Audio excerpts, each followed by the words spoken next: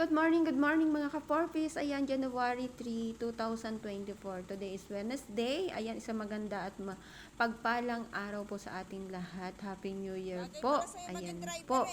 Ayan, patuloy po natin kinakampanya ang ating Noto Jeepney Phase Out. Opo, mainit pa rin pong usapin yan sa ating mga kababayan at sa ating gobyerno. Ano po? So, sabi nga po ni Miss Annabel Rama, ayan, hindi mo na kailangan pang magsalita. Nakikita mo naman, di ba? So, ayan. Shout out po sa ating mahal na Pangulo, sa ating mga minamahal na mga taga-gobyerno. Ayan po. Kita nyo naman po, di ba? Hindi na namin kailangan magsalita. Yan po ang ating traditional jeepney. Ayan, na bumibiyahe po from Santa Rosa, Laguna to Tagaytay City. So, ayan po. Isa po yan sa ating mga unit na nagsiservisyo po sa ating mga commuters na mga kababayan dito po sa ating lugar. Ayan po. So, nananawagan po kami, patuloy po kami nananawagan. Ano po, bigyan niyo po sa amin ang aming pong karapatan na magserbisyo sa ating mga kababayan. Patuloy na pagsiservisyo upang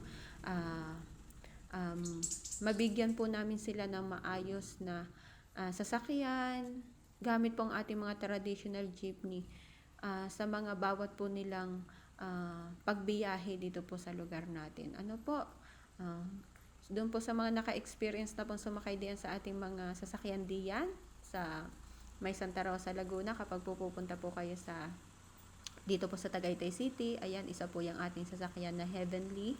Ayan po, kita nyo naman po kung gaano tayong kakomportable na naihahatid po ng ating mga ka-drivers at ka-operators po sa ating pong pupuntahan, kung tayo man po mamamasyal o kung tayo po uuwi na sa ating mga tahanan, di po ba? Ayan po, kaya po sana po patuloy po tayo makapagserbisyo sa ating mga kababayan at sinisigurado po namin na lagi po kayong ligtas at komportable po kayo makakauwi sa inyong paroroonan. Ayan po mga ka-Porpis, ano po, sana po ay mapansin po tayo ng ating gobyerno at maibigay po sa atin ang ating karapatan na patuloy po tayong makapaghanap buhay gamit po ang ating maayos na sasakyang pampubliko at hindi po ito alisin sa atin ang ating karapatan. Ano po, dahil malaking tulong po ito sa ating pamilya. Dito po tayo kumukuha na ibinubuhay sa ating mga pamilya. Dahil kung magsisimula na naman po tayo sa simula, paano tayo makakabangon? Di po ba? Paano po ulit tayo simula? So yun po. Thank you so much.